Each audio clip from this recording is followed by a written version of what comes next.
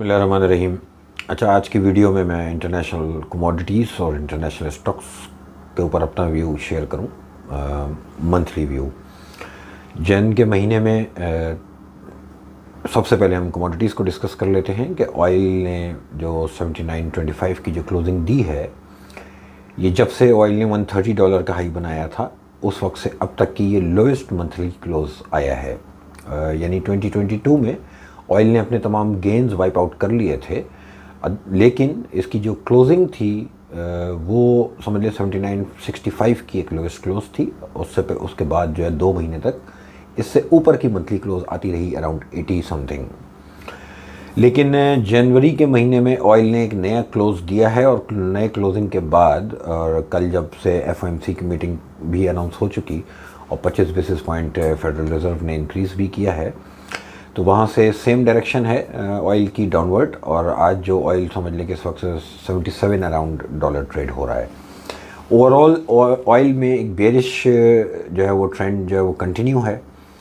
International economies के लिए, international stocks के लिए ये एक अच्छा साइन है कि हम इन्फ्लेशन को ईज़ होता हुआ देखेंगे। और इसी तरह हम दुनिया के जो बड़े सेंट्रल बैंक्स हैं उनको जितनी स्पीड से वो मॉनेटरी टाइटनिंग की तरफ जा रहे थे, अब वो स्पीड हमने ग्रेजुअली कम होती हुई देखी। ये बिल्कुल एज़ पर माय एक्सपेक्टेशन इस वक्त इंटरनेशनल स्टॉक्स के अंदर एक बिहेवियर है और इंटरनेशनल कमोडिटीज़ के अंदर बिहेवियर है। जो लोग भी फॉलो करते हैं वो इस बात के विटनेस हैं कि मैं तकरीबन $112 जब ब्रेक हुआ था तो मैं वहाँ से मैंने सेल कॉल देनी शुरू की थी ऑयल, स्पेशली ऑयल के अंदर। अच्छा, अगर ऑयल समझ लें कि इसी तरह से कोई नया फंडामेंटल चेंज नहीं आता तो ऑयल का इमीडिएटली जो सपोर्ट लेवल है वो 75.46 डॉलर है और ये एक इम्पॉर्टेंट और लास्ट रिजॉर्ट होगा बुल्स के लिए। जिस वक्त भी आपको एक वीक 2 वीक्स अगर आपको 75-40 बिलो अगर आपको ऑयल ट्रेड होता हुआ नज़र आता है और उसकी वीकली क्लोजिंग इसके नीचे मिलनी शुरू हो जाए आपको, तो फिर आपको तैयारी करनी चाहिए अराउंड 68 to 62 डॉलर की। ऑयल में वहाँ तक की एक स्लाइड हम बनती हुई देखेंगे और इसका डेफिनेटली इम्पैक्ट जो है वो ओवरऑल वर्ल्ड इकॉनमी के ऊपर भी हम देखेंगे। अच्छा, होता यह है कि इन चीज़ों का एनालाइज करने का तरीक़ाकार बेसिकली ये होता है कि इसके साथ साथ जो और एनर्जी कमोडिटीज़ हैं लाइक कोल, लाइक गैस, अगर हम उनको देखें तो वो कमोडिटीज़ ऑलरेडी इस लेवल को ब्रेक कर चुकी हैं, इस मूविंग एवरेज को ब्रेक कर चुकी हैं, जिसका मैं अब जिक्र कर रहा हूँ कि 75.46 डॉलर पे एक जो है वो इम्पोर्टेंट सपोर्ट लेवल है ऑयल की। मुझे ऐसा फील होता है कि आने वाले दिनों में जिस तरह का इस वक्त न्यूज़ फ्लो है तो हम ऑयल को ये लेवल ब्रेक होता हुआ देख सकते हैं। और ऑयल के साथ साथ अगर हम रिलेट करें इंटरनेशनल स्टॉक्स को, तो इंटरनेशनल स्टॉक्स के अंदर जो बड़ी एक डिफरेंट सी एक मूव मैं देख रहा हूँ, पिछले मैं 3 महीने से मैं फॉलो कर रहा हूँ इन चीज़ों को। जब से ऑयल में ड्रॉप आना शुरू हुआ, not only oil, energy stocks में जब से जो है वो एनर्जी कमोडिटीज़ के अंदर जब से ड्रॉप आना शुरू हुआ है, तब से मैं ये बात नोट कर रहा हूँ कि अभी जबकि सेंट्रल बैंक्स राइजिंग ट्रेंड पे ही हैं इंटरेस्ट रेट बढ़ाने के, यानी वो मॉनेटरी टाइटनिंग की तरफ ही उनका स्टेप है, चाहे वो स्टेप में समझ लें कि थोड़ा सा वो उन्होंने कूल डाउन होना शुरू किया है, वो एग्रेशन उनकी जो थी वो ख़त्म हुई है, लेकिन स्टॉक्स ने परफॉर्मेंस देनी शुरू कर दी है। और यही वो पॉइंट है जिसको मैं अपनी लोकल मार्केट में भी बहुत अलर्ट होकर देख रहा हूँ कि हमारे यहाँ भी बहुत सी चीज़ें बेरिश हैं और मैन मेड क्राइसिस जहाँ तक हमने क्रिएट किए हुए अपने लोकल लेवल पे, उसको तो मैं नहीं प्रेडिक्ट कर सकता कि हमारी पॉलिटिक्स क्या करेगी। अदरवाइज़ एक बड़ी होप रखनी चाहिए कि अगर हमारे यहाँ जो पॉलिटिशियंस अभी आईएमएफ के मामले को किसी तरह संभालें और किसी तरह से आईएमएफ प्रोग्राम में चले जाएं, तो मैं इंटरनेशनल स्टॉक्स में जो कुछ होता हुआ देख रहा हूँ उसकी एक रिफ्लेक्शन जो है वो मैं अपने यहाँ भी फील कर रहा हूँ कि आ सकती है। और उसका एक रीज़न मेरे पास मौजूद है जो मैंने कल की वीडियो में थोड़ा सा डिस्कस भी किया है।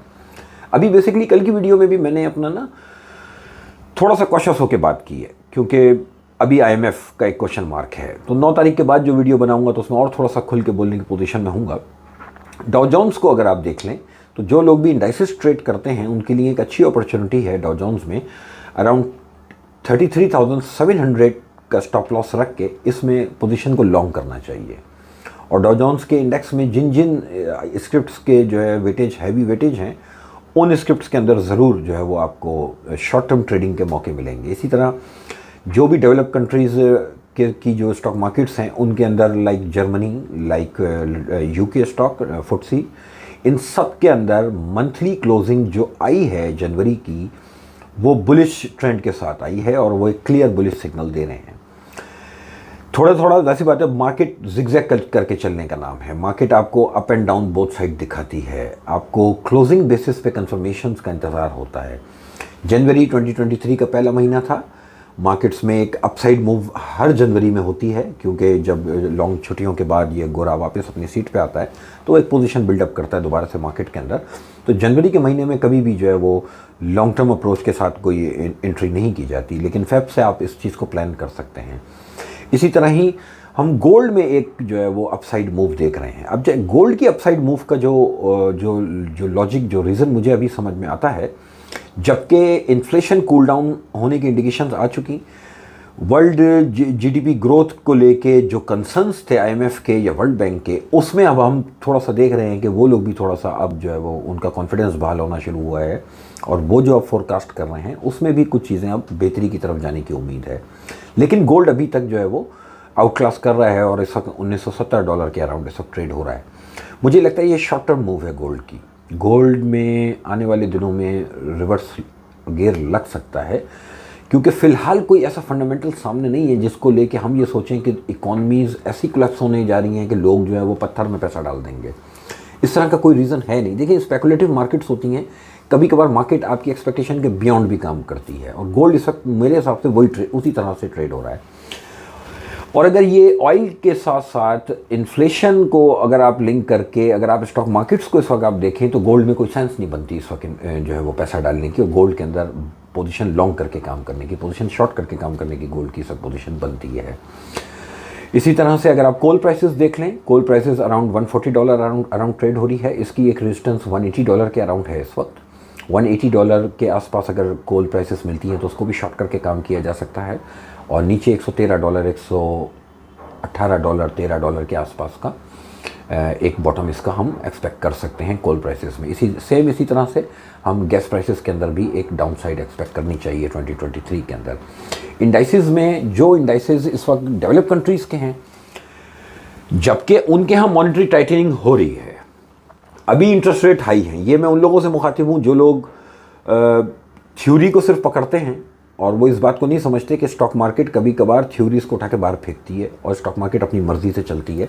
मार्केट्स मेरे और आपके सेंटिमेंट्स का नाम है और मेरे और आपके जजमेंट का नाम है। हर दौर में हर आदमी डिफरेंट अंदाज से चीज़ों को जज करना शुरू कर देता है। इस दफ़ा जो इम्पॉर्टेंट चीज़ नज़र आ रही है वो यही नज़र आ रही है कि इन्फ्लेशन फ़िलहाल राइजिंग है, लेकिन थोड़ी सी कूल डाउन होनी शुरू हुई है। इंटरेस्ट रेट फ़िलहाल राइजिंग है, लेकिन वो एग्रेशन जो थी वो थोड़ा सा कम होना शुरू हुआ है, लेकिन उसके साथ साथ मार्केट्स परफॉर्म कर रही हैं। अब ये यूएस वाला जो इन्वेस्टर है, ये क्यों नहीं जा रहा फिक्स्ड इनकम की तरफ? क्या इनके पास फिक्स इनकम के ऑप्शंस मौजूद नहीं है? क्या इनके पास रियल एस्टेट नहीं है कि वो भी पत्थरों में पैसा डालना शुरू कर दें? लेकिन उनकी स्टॉक मार्केट्स के अंदर पैसा जा रहा है। अभी पिछले दिनों मैंने अपनी टीम को ये काम दिया था करने के लिए। मैं आपको एक और फिगर बताता हूँ। लंदन स्टॉक एक्सचेंज की मैं आपको एक एग्जांपल देता हूँ। लंदन स्टॉक एक्सचेंज का अब तक का एवर हाई है 7,903।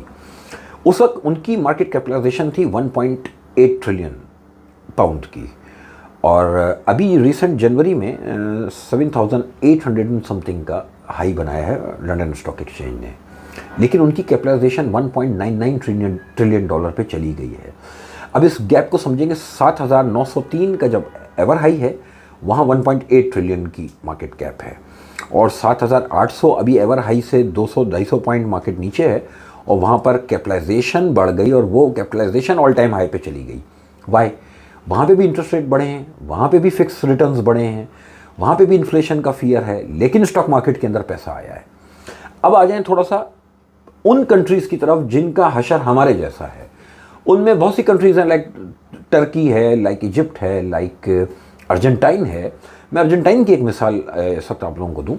अर्जेंटाइन की इस वक्त इन्फ्लेशन जो है वो 94% है, और उनके यहाँ जो इंटरेस्ट रेट है वो 75% है इंटरेस्ट रेट। यानी उनके आप फिक्स रिटर्न ज़रा कैलकुलेट करें कि किसी को ज़रूरत ही नहीं है कोई काम करने की, वो फिक्स डिपॉजिट कराए और 75% साल का वो रिटर्न लेता रहे। लेकिन उनकी मार्केट ने पिछले 2 सालों में 25,000 इंडेक्स से जो अपसाइड ट्रेंड लेनी शुरू की है, इस वक्त 25,000 इंडेक्स की मार्केट 2020 में जो थी वो आज 2.5 लाख इंडेक्स खड़ा हुआ है। इकोनॉमी कोलैप्स पे खड़ी है, IMF प्रोग्राम में जाने की तैयारी है, वहाँ पे भी हमारे जैसे लोग हैं और हमारे जैसा असर इकोनॉमी का हुआ है। लेकिन उनकी मार्केट ने परफॉर्म किया है और उनकी मार्केट में पैसा आया है, जबकि उनके यहाँ भी फिक्स रिटर्न्स के बहुत ऑप्शंस मौजूद हैं। इसी तरह अब आप आ जाए इजिप्ट की मार्केट को, आप देखें इजिप्ट की इकोनॉमी भी एक रिसेशन के पीरियड में इस वक्त चल रही है।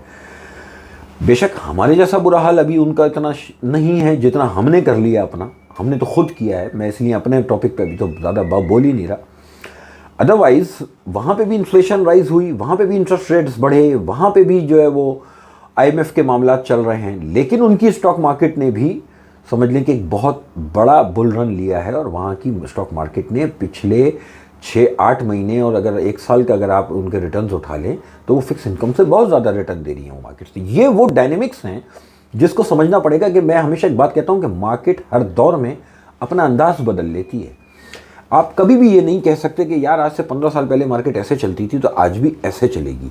बाज़ार अपना अंदाज चेंज करेगा, बाज़ार अपने बढ़ने और घटने की जो एक्टिविटी है ना वो चेंज कर देगा, वो आपको ट्रैप करेगा। हमें इसीलिए थोड़ा सा मार्केट्स को लेके भी थोड़ा सा जो अलर्ट रहना चाहिए। अभी हमारे यहाँ चीज़ें जो हैं वो समझ लें कि स्टक हैं, हम वेट कर रहे हैं IMF की अनाउंसमेंट का। IMF आ गया तो ठीक, और IMF नहीं आया तो ये हमारा आखिरी टाटा बाय बाय होगा। मेरे हिसाब से बहुत बड़ा क्लैप्स हम देखेंगे अपनी इकोनॉमी का, जो कि नहीं होना चाहिए और मुझे उम्मीद है नहीं होगा इंशाल्लाह। हम एक रिस्पॉन्सिबल कंट्री हैं, हमें ये नहीं करना चाहिए। ऑयल वालों को बेच के काम करना चाहिए। अराउंड 79 और 80 डॉलर के करीब मिलता है, तो उसमें एक छोटा स्टॉप लॉस मुझसे पूछा जा सकता है। देखें, और ये जो स्पेकुलेटिव मार्केट्स हैं इसमें ये नहीं होता कि मैं एक वीडियो में जो बोल रहा हूँ वो अब आपने 1 महीने तक सिर्फ इसी वीडियो को देखना है, क्योंकि ये स्पेकुलेटिव मार्केट्स हैं, हाईली लिवरेज मार्केट्स हैं। यहाँ पर हर 4 घंटे का, हर 1 घंटे का, हर 8 घंटे का एक अलग जो है वो स्टांस बनता है और उसमें ट्रेड किया जाता है। गोल्ड बेच के काम करना चाहिए, कमोडिटीज़ को बेच के काम करना चाहिए, स्टॉक्स की साइट पे बाय करके काम करना चाहिए। इसी तरह क्रिप्टोज़ के अंदर कुछ करेंसीज ऐसी हैं जिनके अंदर मैं कुछ एडवाइस करने की पोजीशन में हूँ, लेकिन मैं क्रिप्टोज़ को यहाँ पे अभी समझ लें कि पिन पॉइंट नाम नहीं ले रहा। किसी को क्रिप्टो में कोई एडवाइस चाहिए हो तो वो भी मैं इंशाल्लाह आप लोगों को बता दूंगा। एक ट्रेडिंग अपॉर्चुनिटी है क्रिप्टो में भी बेच के काम करने की। आप लोगों का बहुत शुक्रिया, थैंक यू।